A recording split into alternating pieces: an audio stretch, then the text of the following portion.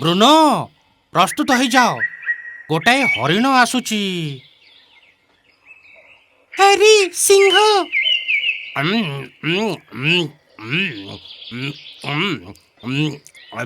ଇଆଡ଼େ ସିଆଡ଼େ ନ ବୁଲି ଶିକାର କରିବାଟା ସତରେ କେତେ ବଢ଼ିଆ, ଠିକ୍ ନା ବ୍ରୁନୋ? ଯାହା ବି ହଉ ଆପଣଙ୍କୁ ତ ଶିକାର କରିବାକୁ ହିଁ ପଡ଼ିବ। ମୋର ଶିକାର କରିବା ଦରକାର ନାହିଁ। ଆପଣଙ୍କର ବଳକା ଖାଦ୍ୟ ହିଁ ମୋ ପାଇଁ ଯଥେଷ୍ଟ ବ୍ରୁନୋ। ଆମେ ଦୁହେଁ ଆରାମରେ ଖାଇବା।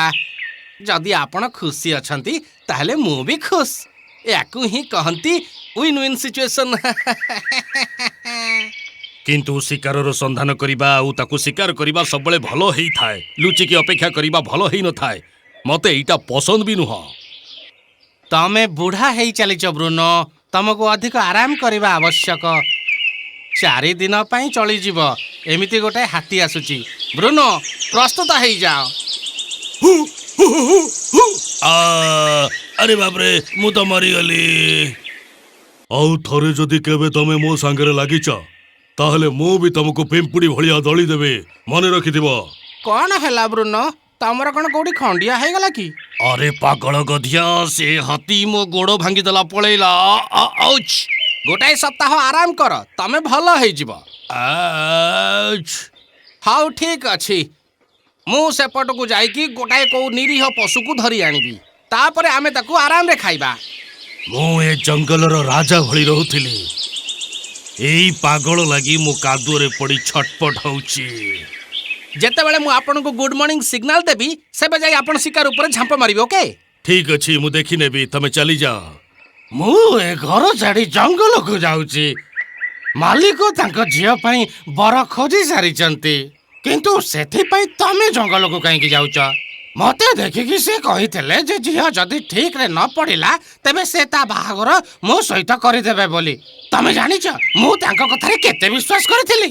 ତମେ କଣ ପାଗଳ କି? ମାଲିକ କଣ ମୂର୍ଖ ଯେ ଏମିତି କରିବେ? ମୋ କଥା ମାନ। ଜଙ୍ଗଲ ବହୁତ ଭୟଙ୍କର ଜାଗାଟାଏ। ଇଏ ଏକଦମ ନିରୀହ ପଶୁଟାଏ। ଯେମିତି ବି ହଉ ମତେ ୟାକୁ ବୋକା ବନେଇ ବ୍ରୁନୋ ପାଖକୁ ନେଇଯିବାକୁ ହବ। ଆରେ ମୋ ଜ୍ୱାଇଁ ବାବୁ, ତମେ ଏଇଠି ଅଛ? ତମେ ଜାଣିଛ ମୁଁ ତମକୁ କେତେ କୁଆଡ଼େ ଖୋଜିଲିଣି। ଆହା, ଆଶା ଅନୁଯାୟୀ ମତେ ମୋ ଗଧ ପାଇଁ ଏକଦମ ଭଲ ଯୋଡ଼ି ମିଳିଗଲା। ତମେ କଣ କହୁଛ? ଗୋଟେ ଗଧର ଝିଅ ଯିଏ ସହରରେ ରହିବାକୁ ପସନ୍ଦ କରୁନଥିଲା ସେ ଜଙ୍ଗଲକୁ ଆସିଗଲା। ଆଉ ସେ ବହୁତ ଗୁଡ଼ାଏ ଘାସ ଖାଇଦେଇଛି।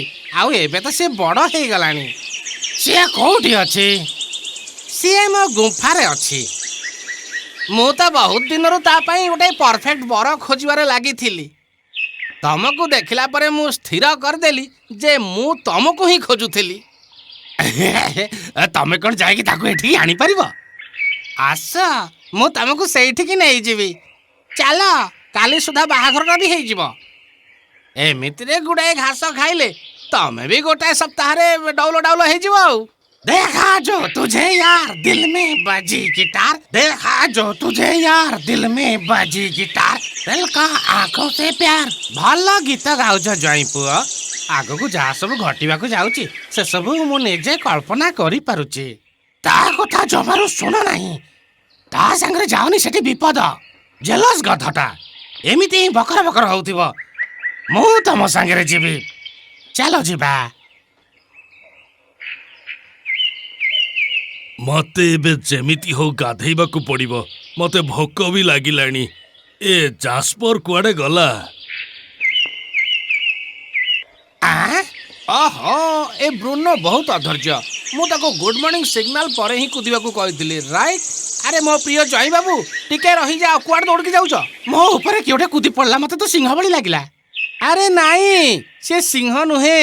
ଏ ଜଙ୍ଗଲରେ ଜମାରୁ ସିଂହ ନାହାନ୍ତି ମୋ ପ୍ରିୟ ଜ୍ୱାଇଁ। ନା ନା, ସେ ତ ସିଂହ ରଙ୍ଗର ହିଁ ଦେଖାଯାଉଥିଲା। ଇଏ ସେଇ ମୋଟି ଗଧି ଯାହା ବିଷୟରେ ମୁଁ ତମକୁ କହିଥିଲି। ସିଏ ବହୁତ ଗୁଡ଼ାଏ ଘାସ ଖାଇ ଦେଇଛି ଆଉ ସେଇଥିପାଇଁ ସିଏ ମୋଟି ଦେଖାଯାଏ।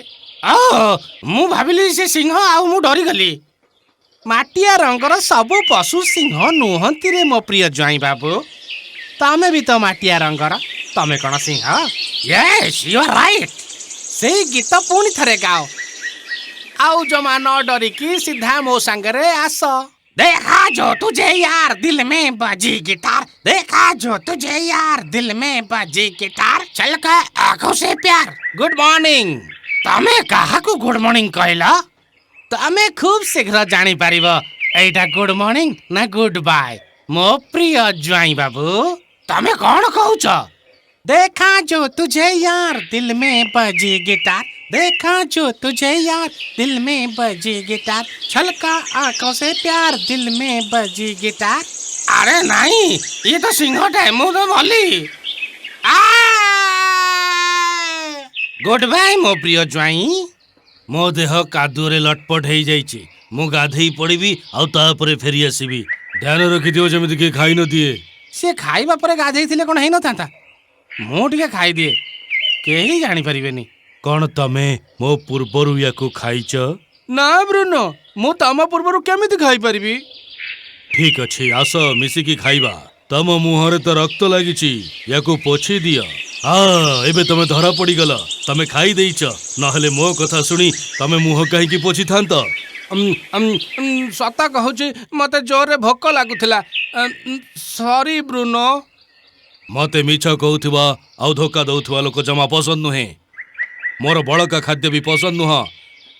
एबे ठारू मते निज पई शिकार करबाकू दियो। नाई ब्रुनो, तुमको एमिति काहे की लागुछि जे लुचि की शिकार करिबा खराब बोली? आमे तो आराम रे बसी की खाद्य खाई परिबा नुहे की? याकू देख। हाँ, तमे काम न करिकी खाइबाकू चाहुछ, तमे मो मुंड खराब करिबाकू चाहुछ। ठक कोठिकार? ब्रुनो, मु तुमको बुझेई दउछि, सुन। किछि दरकार नहीं। जदि मु तम भली ठकों को छाड़ी दिए, ताहले तमे भलो को भी खराब बाटरे नहीं मते उस्केइब। तमे आजी पाई मो खाद्य। ब्रुनो, नहीं नहीं, मते छाड़ी दियो। अरे नहीं। खराब लोक केबे सुखी जीवन बंची पारंतिनी, भल लोकंक जीवन भी केबे खराब हुएनी। भल बा खराब हवा एक कथा स्थिर करिबा आपणक ऊपर निर्भर करे।